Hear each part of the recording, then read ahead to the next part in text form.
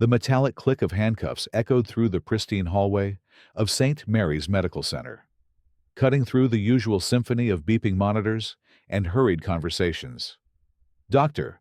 Marcus Bell, chief of cardiology and the hospital's most respected surgeon, stood frozen as the cold steel wrapped around his wrists. His white coat hung open, revealing the ID badge that clearly identified him as department head. Yet the woman in the crisp HOA security uniform seemed blind to everything except the color of his skin. "Sir, you need to come with me immediately," Officer Karen Mitchell declared, her voice sharp with authority that brooked no argument.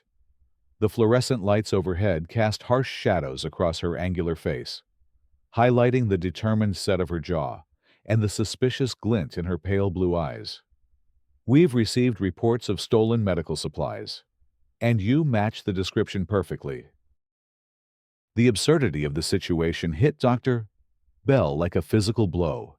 Here he stood, in his own hospital, surrounded by colleagues who had worked alongside him for over 15 years, being accused of theft by someone who clearly had no understanding of who he was or what he represented to this institution. The irony wasn't lost on him that he had just finished saving the life of a 7-year-old girl in surgery, her grateful parents still wiping tears from their eyes in the waiting room. "Ma'am, there's been a serious mistake," he said calmly, his voice carrying the same steady tone he used when delivering life-changing news to families. "I'm Dr. Marcus Bell, Chief of Cardiology. This is my hospital, and I've been working here since 2008. He gestured toward his ID badge with his chin, unable to point with his restrained hands.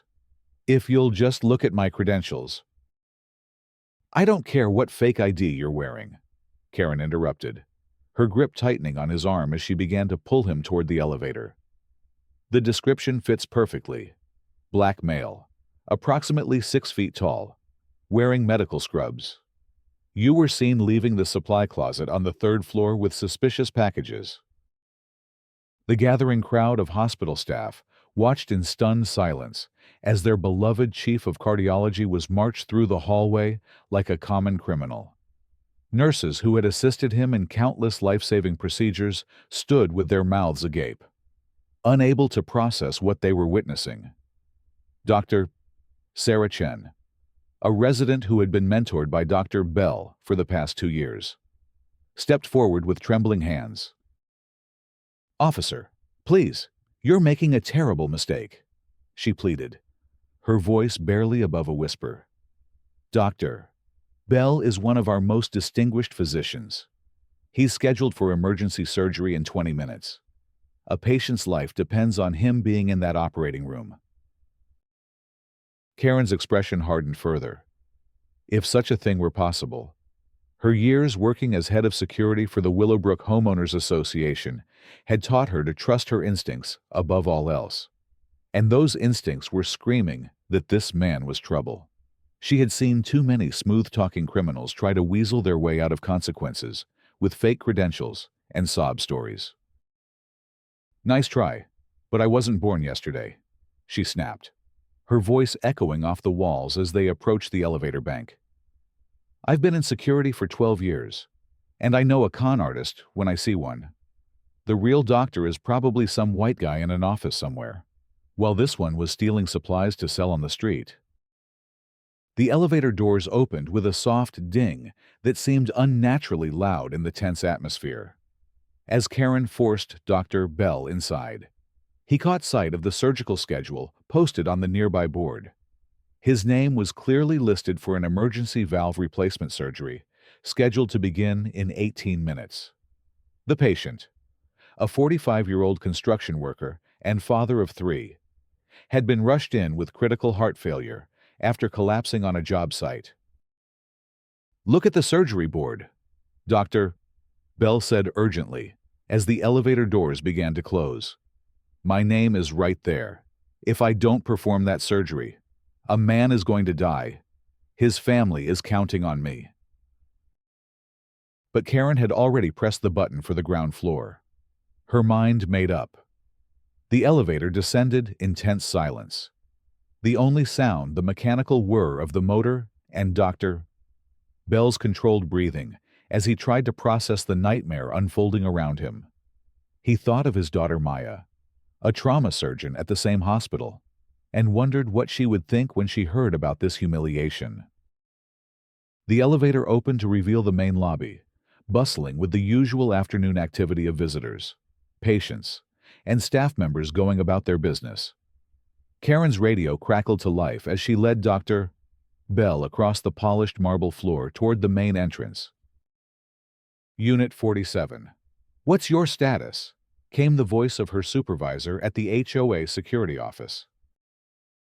"I've got the suspect in custody," Karen replied with satisfaction, keying her radio as she pushed through the glass doors into the afternoon sunlight.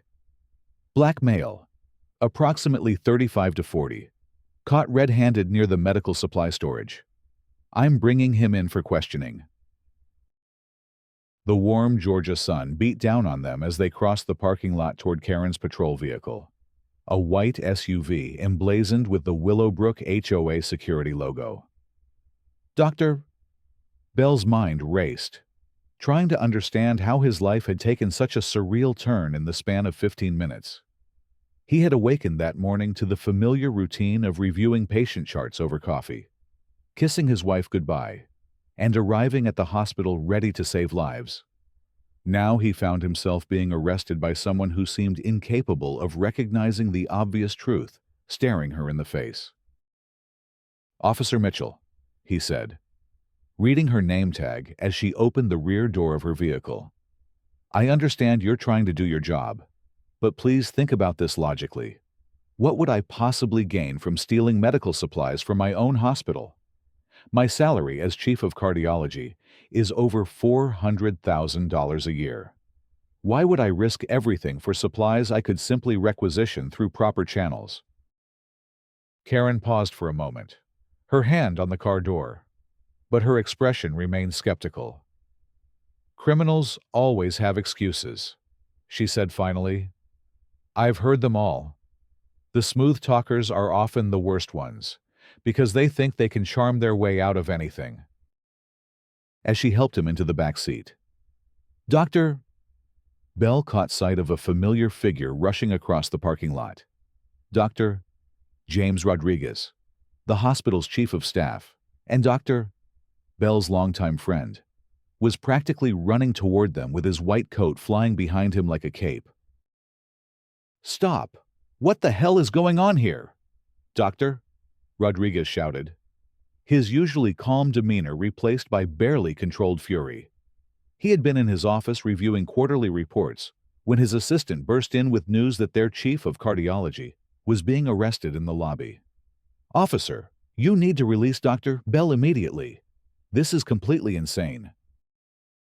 Karen straightened up, her training kicking in as she faced this new challenge to her authority. "Sir, I'm going to need you to step back and let me do my job. This man was caught stealing medical supplies, and I have every right to detain him for questioning." "Stealing supplies?" Dr. Rodriguez's voice cracked with disbelief. "This man has donated over $2 million to this hospital's charity fund. He personally pays for surgery for patients who can't afford it. He's been featured on the cover of Medical Journal Monthly 3 times. What possible reason would he have to steal anything?" More hospital staff had begun to gather in the parking lot, drawn by the commotion and the sight of their beloved colleague in handcuffs. Nurses, orderlies, and junior doctors formed a semicircle around the patrol vehicle, their faces showing a mixture of shock, anger, and disbelief. Someone had apparently called the local news stations because a van with Channel 7 News painted on its side was pulling into the parking lot. Inside the patrol car, Dr. Bell watched the scene unfolding around him with a mixture of gratitude for his colleagues' support and deep concern for his patient, who was now just minutes away from his scheduled surgery time. The valve replacement was a complex procedure that couldn't be delayed much longer without serious risk to the patient's life. "Dr. Rodriguez," He called out through the partially open window.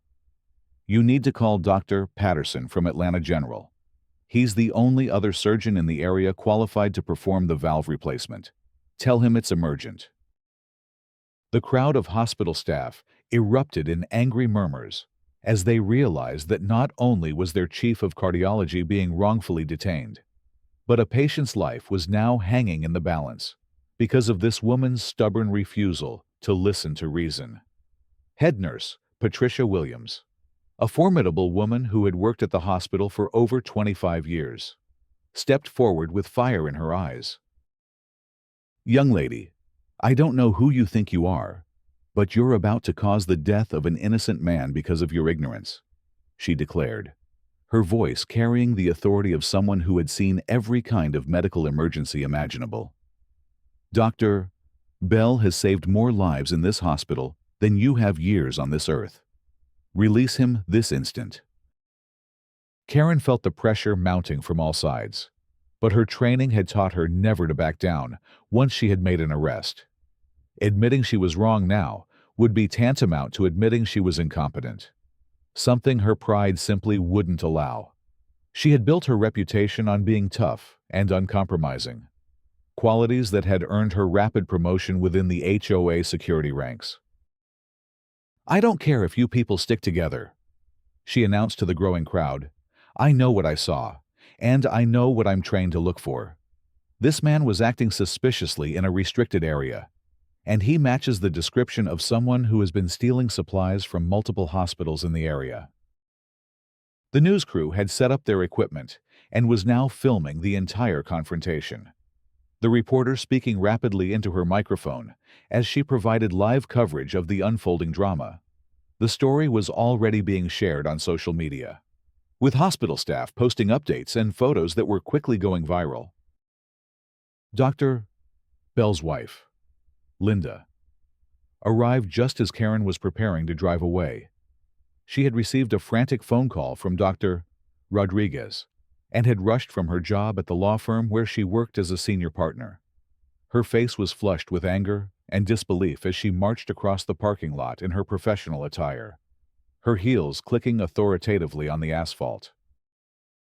"Officer, I'm Linda Bell, and that's my husband you have in handcuffs," she announced, her voice carrying the commanding tone she used in courtrooms. "I'm also a practicing attorney, and I'm here to inform you that you are in violation of several statutes regarding false imprisonment and denial of due process. Release my husband immediately, or I will have both you and your department facing a federal civil rights lawsuit before the sun sets today." The crowd cheered at Linda's words, but Karen remained unmoved. She had dealt with lawyers before and knew they were all bluster and threats. "Ma'am, your husband will have his day in court just like everyone else. Right now. He's coming with me for questioning." As Karen climbed into the driver's seat and started the engine, the hospital's emergency alert system began blaring throughout the building. Code Blue. Operating Room 7. The patient scheduled for Dr. Bell's surgery was going into cardiac arrest, his condition deteriorating rapidly without the life-saving procedure he desperately needed. Dr. Maya Bell was just finishing up a particularly challenging trauma surgery when her pager began buzzing frantically. The 28-year-old surgeon had inherited her father's steady hands and brilliant mind, along with his deep compassion for patients and dedication to saving lives. She had been working for 36 straight hours, having volunteered to cover extra shifts to help with the hospital's chronic staffing shortage. She pulled off her surgical gloves and checked her messages, expecting another routine emergency call. What she found instead made her blood run cold. Multiple texts from colleagues describing her father's arrest, a missed call from her mother, and an urgent page from the chief of staff requesting her immediate presence in his office.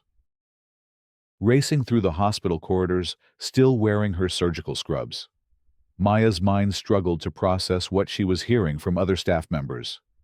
Her father, the man who had inspired her to become a doctor, the physician who had taught her that medicine was a calling to serve others regardless of their ability to pay, was being treated like a common criminal.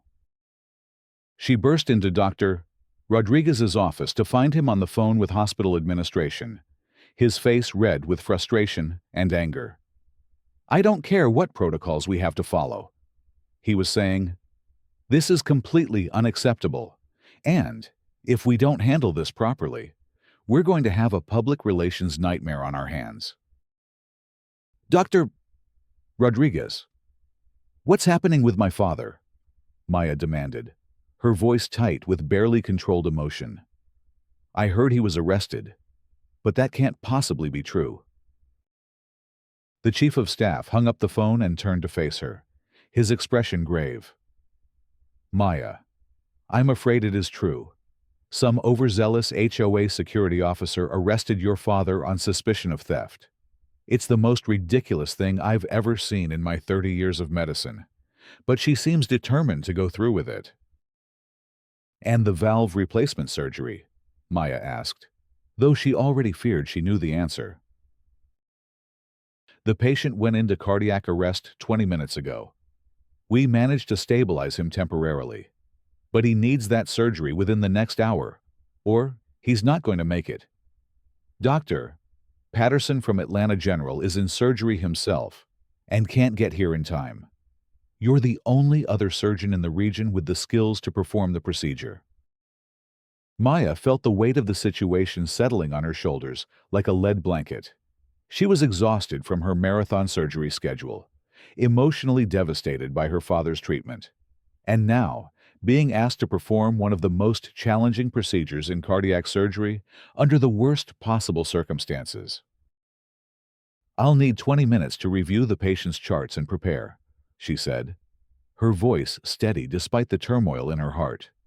"And I want someone to keep me updated on my father's situation every 15 minutes.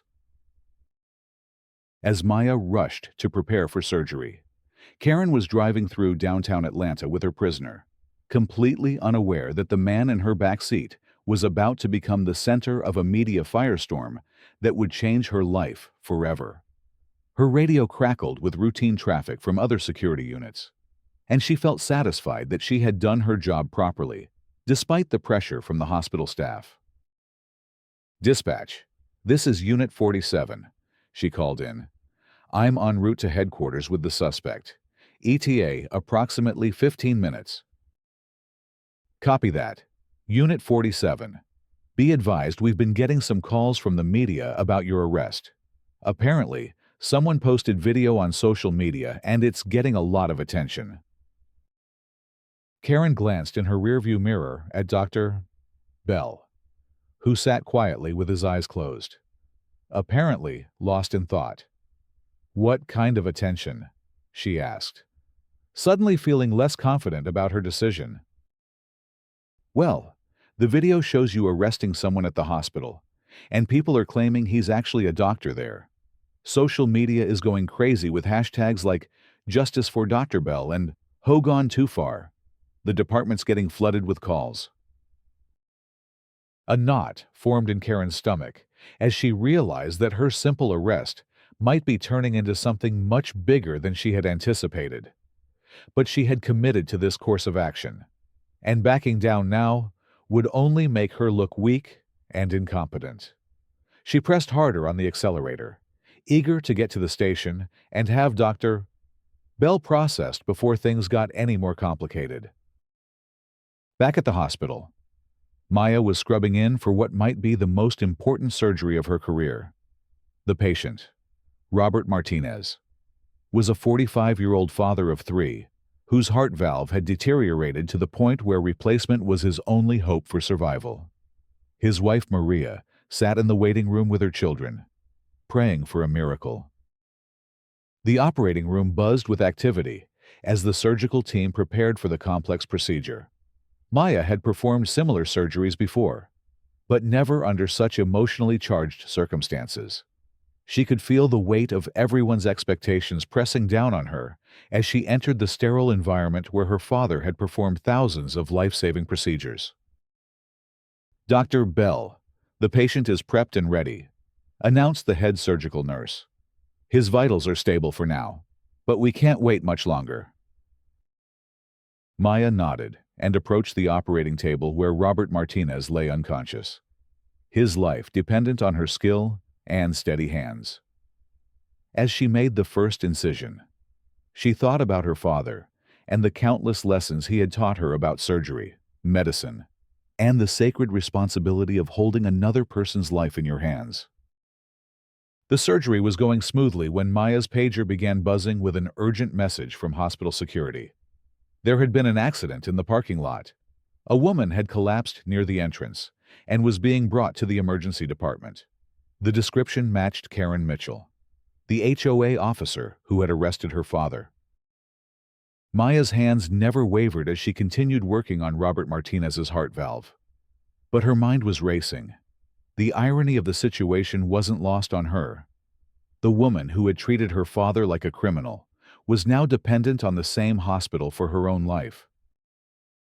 "How much longer on this procedure?" she asked her surgical team, her voice steady and professional despite the emotional turmoil churning inside her. "Approximately 30 more minutes, Dr. Bell," replied her assistant surgeon. "The valve replacement is going perfectly. Your technique is flawless." As Maya worked to save Robert Martinez's life, Karen was being wheeled into the emergency department on a gurney, her face pale and her breathing labored. She had collapsed in the parking lot of the HOA security office just as she was preparing to take Dr. Bell inside for processing. The stress of the day, combined with an undiagnosed heart condition, had triggered a massive cardiac event that required immediate surgical intervention. The emergency room physician who examined Karen quickly realized the severity of her condition. "We need to get her to surgery immediately," he announced to the trauma team. "She's having a major heart attack, and there's significant damage to the cardiac muscle. Where's our best cardiac surgeon?" "Dr. Marcus Bell is our chief of cardiology, but he's not available," replied the head nurse with obvious frustration in her voice. "He was wrongfully arrested this afternoon by the woman who's now on the gurney." The ER doctor stared at the nurse in disbelief. "Are you telling me that the woman who needs cardiac surgery is the same person who arrested our cardiac surgeon?" "That's exactly what I'm telling you. Dr. Maya Bell is in OR 7 finishing up an emergency valve replacement. She's the only cardiac surgeon available right now."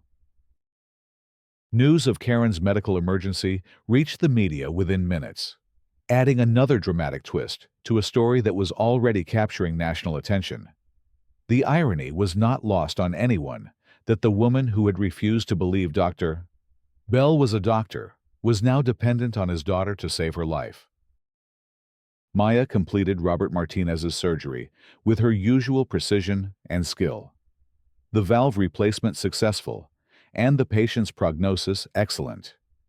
As she was closing the surgical site, a nurse entered the operating room with an urgent message. "Dr. Bell, we have another cardiac emergency that requires immediate surgery. The patient is the HOA officer who arrested your father this afternoon. She's having a massive heart attack." The operating room fell silent as everyone processed this information. Maya paused in her work, her hands steady, but her mind racing with conflicting emotions. This woman had humiliated her father, disrupted his life, and potentially put patients at risk with her stubborn refusal to listen to reason. "What's her condition?" Maya asked, her voice professionally neutral despite the personal nature of the situation. "Critical. She needs surgery within the next hour, or she's not going to make it. You're the only cardiac surgeon available." Maya finished closing Robert Martinez's incision, her movements precise and deliberate. The Hippocratic oath she had taken when she became a doctor was clear first. Do no harm. Help anyone who needs medical care, regardless of who they are or what they have done. Her father had taught her that medicine transcends personal feelings and social conflicts. "Prep or for emergency cardiac surgery," she instructed. "I'll be ready in 10 minutes." The news of Maya's decision to operate on Karen Mitchell spread through the hospital like wildfire. And from there, to the media covering the story. Social media exploded with commentary about the young surgeon's professionalism and dedication to her oath, even in the face of personal injustice. As Maya prepared for her second surgery of the day, her father was finally being released from custody at the HOA security office. The mounting media pressure, combined with calls from hospital administration and city officials, had forced Karen's supervisor to review the case more carefully. When he saw the overwhelming evidence that Dr. Bell was exactly who he claimed to be, he immediately ordered his release and issued a public apology. Dr. Bell arrived back at the hospital just as Maya was entering OR 4 to begin Karen's surgery. Father and daughter met briefly in the corridor, their embrace witnessed by dozens of staff members who had been following the day's dramatic events. "I heard what you're about to do," Dr. Bell said, his voice thick with emotion and pride. "I'm proud of you for upholding the values of our profession, even under these circumstances. You taught me that being a doctor means serving everyone who needs help." Maya replied, "I won't let personal feelings compromise my duty to save lives."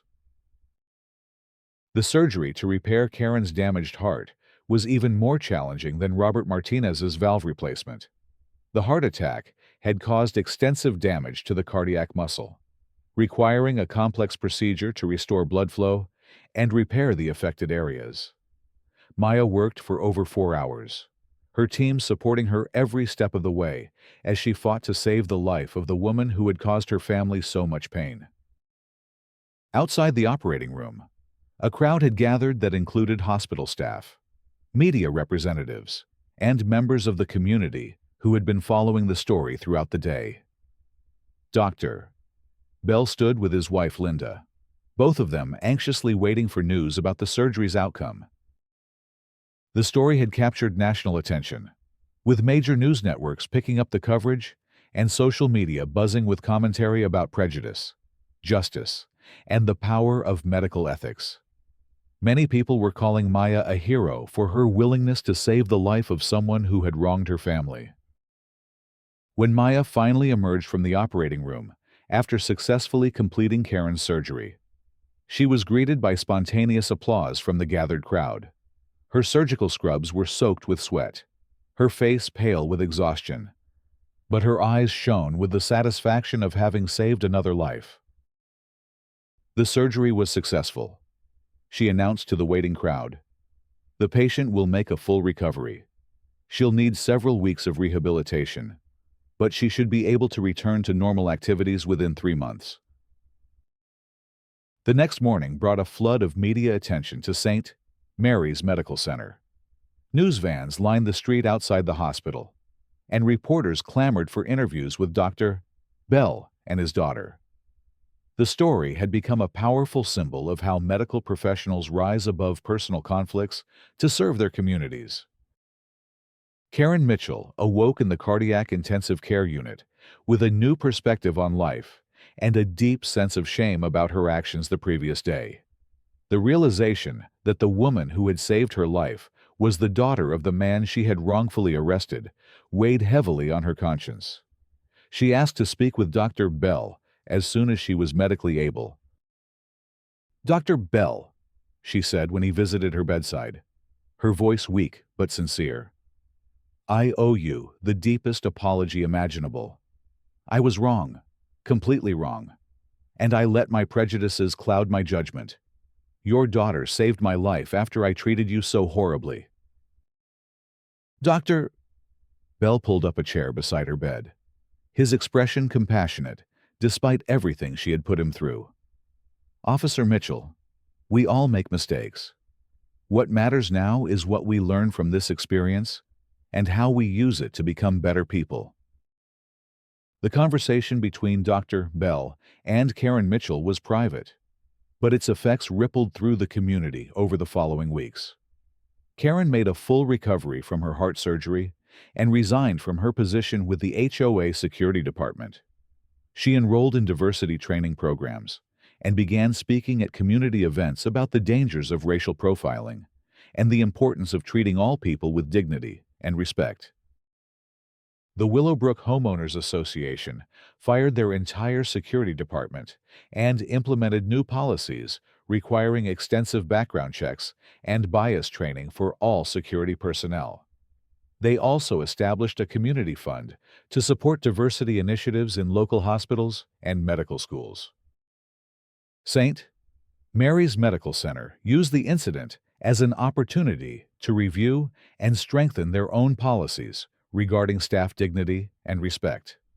They established a patient advocate program to ensure that all individuals on hospital property are treated fairly, regardless of their race, background, or appearance.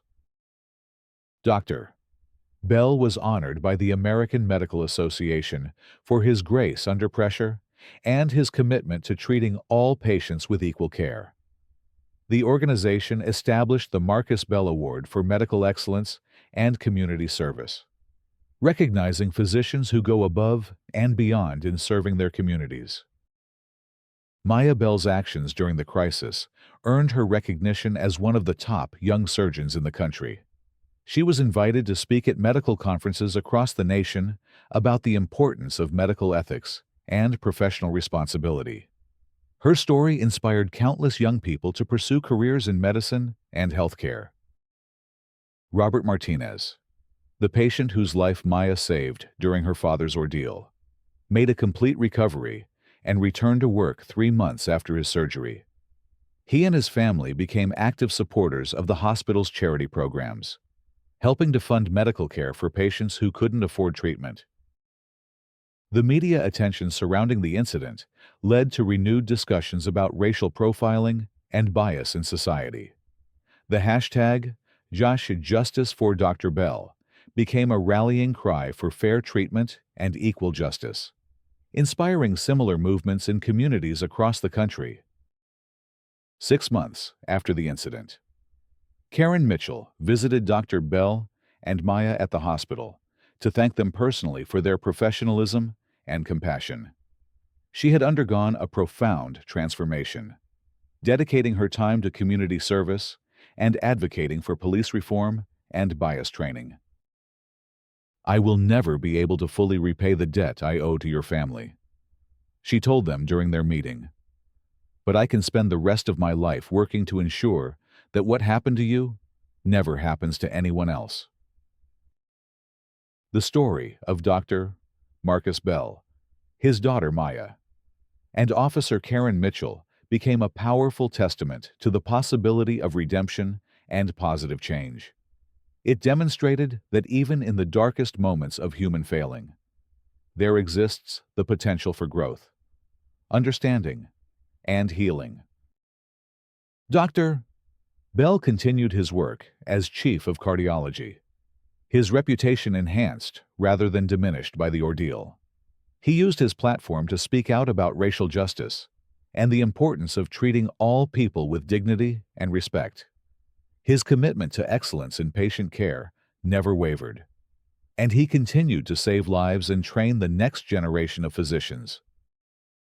Maya Bell's career flourished as she became one of the most sought-after cardiac surgeons in the region. She established a foundation to provide medical scholarships for underrepresented minorities pursuing careers in medicine, ensuring that the medical profession would continue to diversify and serve all communities effectively. The incident at St. Mary's Medical Center served as a catalyst for positive change throughout the healthcare system and the broader community. It reminded everyone involved that true strength lies not in the ability to wield authority over others, but in the capacity to serve, heal, and forgive even in the face of injustice.